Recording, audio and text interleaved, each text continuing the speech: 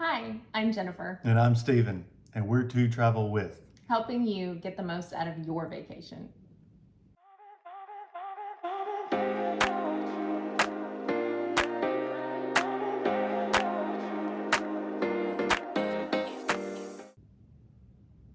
In today's video, we're going to talk about planning tips for your next cruise, how to have smooth sailing. So to make your cruise as successful as you want it to be, you're going to have to plan. You're going to have to put the time in, do some research. That's what we do on every cruise that we take, and we've taken a lot of cruises. So planning ahead has saved us a lot of headache. Absolutely. To me, it makes my vacation so much less stressful when I actually have everything planned out beforehand. And that's everything from excursions to, what am I walking into the cruise terminal with? Everything that I can potentially do before we get on that boat, I like to take care of so that when I'm there, there's nothing else that I'm worrying about. We've been on enough cruises now where our planning has become streamlined. So we want to pass on some tips to you so that your vacation can be great also. So the first thing I'm going to talk about is actually something that I take on every single vacation that we go on. It has saved me more times than not. It keeps me organized, and they're pretty inexpensive. This one has lasted for years. It's a little leather binder. Got it on Amazon. I'll link to this one below. But I carry all of our precious documents in this, and I keep it with me, especially when we're traveling with all 8 kids. This makes my life easier. And basically, like I said, it's just a leather binder. In it, I keep our passports. I keep our itinerary. Nowadays, we've got these wonderful little vaccination cards that we have to take everywhere. So this really keeps me organized. I, start putting things in it, before we even leave, as we're, planning for the trip, making Xerox copies of everything just to have doubles. I'll keep all of that in here. So definitely get something that you can put all of your things in that keep them together so that you just feel a little less stressed not digging through folders and files. Yeah, and because suitcases. when you get out of the taxi and you arrive at the port to start your embarkation, you'd be surprised how many check stations there are that you're going to have to provide those documents. Whether you provided it 2 times already, you're going to walk 20 more feet and you're going to have to provide the exact same documents again. So you're not going to be fumbling through a purse. You're not going to be fumbling through your luggage. Keep something handy where you can have access to everything, whether it's just, hey, let me see your passport. Hey, let me see your vaccination card now. Let me see your application for maybe the custom stuff. But having one place like that really saved us a lot of time. Absolutely. Another thing you might want to have is these great luggage tags. Previously maybe you have traveled before where you had the paper and you stapled it onto your luggage. How many times have we lost our luggage just because the paper came unstapled? Speaking from experience, that nightmare happened to me one time. I used to just easily staple on the paper, which a lot of people suggest, and it got ripped off, and several days later before I actually had my luggage. So that's a quick way to ruin a 7-day trip, is to go 2 days and have no idea where your luggage is. These are really inexpensive, and I think, like we said, there are different sizes. You get them on Amazon too. I'll link those below, but there are different sizes for different ships. So make sure that you're paying attention when you research, which luggage tag you want to get. Super easy. I've had these for several cruises. They hold up pretty well. So I actually also keep these in my binder and put them on the night before in the hotel when we're getting ready to go on port. So absolutely a must. All right. So like we talked about, booking in advance is kind of key to making sure that you have a very, very smooth trip and an easy trip once you're actually on vacation. And that's everything from the hotel that you stay at before you actually get in port, the reservations, air reservations, excursions. I cannot, what's the word I'm looking for? Stress? I cannot stress enough the importance of booking your excursions beforehand and researching those excursions. We do a mix of ship sponsored excursions and then excursions we find on our own. I found with the ship ones, they're great in terms of making sure that you're safe and you're brought back and the ship is not going to leave you if you're late or if something happens. But oftentimes they are overpriced. They're full of people and they're kind of generic. And what I mean by that is you're always going to have your snorkel and sail, and you're always going to have your island tour.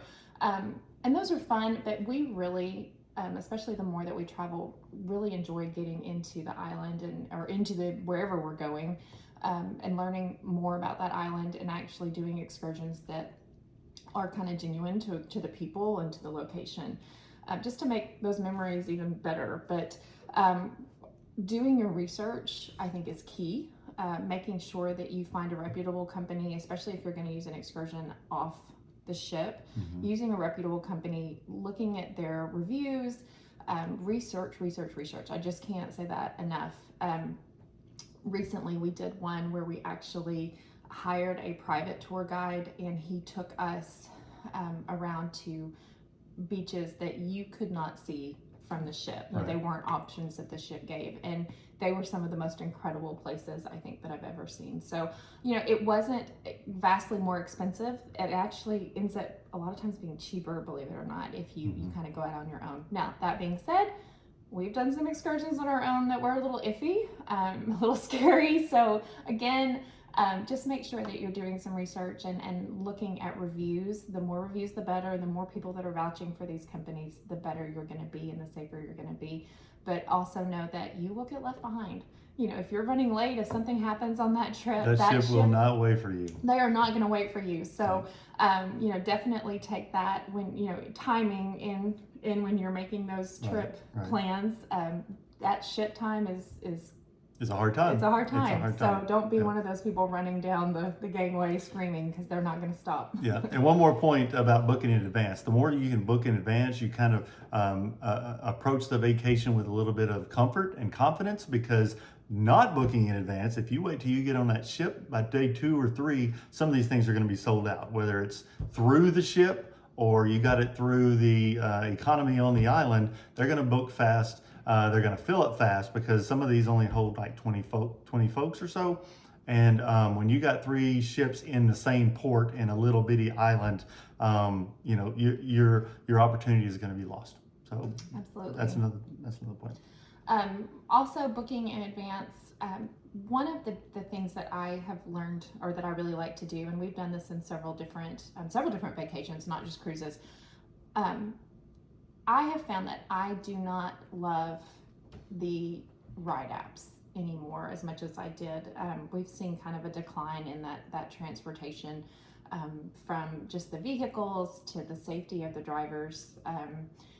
It's not as great as it used to be, and that's not a dig on them, but it's just kind of a saturated market now with the ride apps like Uber and Lyft. And so I really started kind of doing some research on different ways to get around, and I have found that booking limo services, and when I say limo services, it's not like a stretch limo. You can think like an SUV of some sort, but booking these limo services is actually comparable in price, and they are so much nicer, and you get a lot of service with that you don't get necessarily with some of the ride share. Right. So like flying into Orlando, which was the last port we did, there were two different services that I've used, and I've used these for years.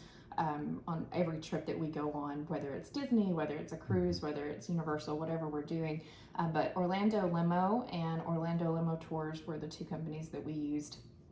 And this last one, they picked us up in, it was a Cadillac Escalade, brand new. I mean, it was like a 2023, it's gorgeous. The guy was standing at the bottom of the escalator. He had our name on a sign. He helped bring our luggage, load our luggage. He had water, he had chargers. And he actually drove us to the port. We went out of Port Canaveral. He drove us there to our hotel. It's about a 45-minute hour drive. And it was wonderful. It was beautiful. We felt safe. It was clean. He is a professional driver. This is what he does. So highly suggest looking into that. We did that in Paris too. When we traveled there, we used a car service, and you just kind of have peace of mind. That they're going to be there. They're going to, these are professional drivers, so they're going to do a really good job. Highly suggest doing that. Book it in advance. Everything is paid when you book, from the tip to the fare itself. So all that's taken care of, and it's just one more thing is taken care of when you fly into an airport, that hey, I've got a ride and it's going to be a good one. So yeah, so can't stress enough the planning. Plan while you're at the house. Plan plan all the way down from the day you leave the house to the day you arrive in the port.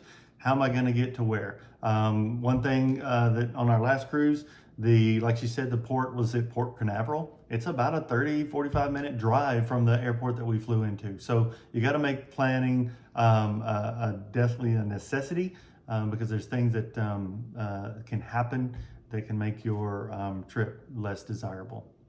Definitely book hotels in advance too. We mentioned earlier that a lot of ships are usually leaving the same port the same day. Mhm. They fill up fast. We went ahead and went out to Port Canaveral the night before, booked a hotel a couple of months in advance, and it was already starting to sell out. Had a great breakfast. It was the Hyatt there. Had a great breakfast. At the time, did not have a car to, what do you call those? It did not have a shuttle. It didn't have a shuttle service at that time that could get you to the port. That's kind of an inconvenience. A lot of the hotels around ports do offer that. Again, we just took an Uber. It is doable, but certainly, try to find one that has a shuttle, that has a breakfast, that is nice, and booking it in advance is key to make sure that you have a pretty decent place to stay. I also suggest flying in the day before. Don't wait to the day of thinking, oh, I'm going to save a few bucks and flying the day of. With all the issues going on today with flights and Weather cancellations, and everything. all of that, Yeah. give yourself some time to get down there in case your flight is canceled or delayed. Again, we talked about this with the excursions, but these they will leave you. They don't care if you're late or you make it or you're not there. They will leave you. So definitely make sure that you fly in the day before. And then on the inside, or the flip side of that, make sure that you book your flight. We don't ever book anything before noon on the day that we come back. So disembarkation day, we are not flying out before noon. And that's just because we have had things happen on ships that has delayed delayed getting off. We've had issues getting, from the port to the airport, or we've gotten to the airport and it was a madhouse, which, happens a lot of times in the summer when everybody's traveling, or if we're doing a cruise that's around a holiday of some sort. So give yourself time. Do not book a 10 a.m. flight, out of Orlando when you're not going to get off that boat until probably 8:30. One of the last things two more things I want to talk about, and this kind of goes into pre-planning, but these ships, we talked about how huge they are, and they are mega ships, and you have rows and rows and rows of rooms that all look the same. And sometimes you can even get turned around, or am I in the front? Am I in the back? Am I on the aft? Whatever all that terminology Starboard is. port. Yeah, there you go, the fun stuff. I do these for every single cruise that we go on. We have some that are kind of standard that I take, but they're fun because they're themed, but I also do them because they have actual use. And I'm just going to show you. These are little magnet door. They go in your doors of your cabin. They help you identify where your room is. This is the one we used this last time. We had them for both rooms. Basically, I went to Etsy. This is such an easy, cheap thing to do. Maybe you're creative and you can do this yourself, but I am not. So we had them for each door. So literally, it just helped us find our room that much faster. You're not going down looking for numbers, forgetting numbers, especially when you're traveling with kids. And you have multiple rooms. This is great to be able to just know, okay, hey, that's our room right there, and that's theirs across the way. And you can make them fun. We did one that was over Halloween. We had a Halloween themed one. This last trip we did was a senior trip for a couple of our kids. So we had, their senior, where they graduated high school from. So easy to do. You can buy them on Amazon. You can buy them on Etsy. I typically like Etsy because that's where they're a little bit more personalized, or make them yourself. And then the final thing, and this again is something that I do for every vacation that we take, whether it's a cruise or not, but it's just an itinerary. I put everything on this paper. This is what I keep in my leather folder wherever we're going, and this has everything on it. It's got, the airline flights, what flight number, the booking number with that, so that you can just type it in and not searching through email on your phone.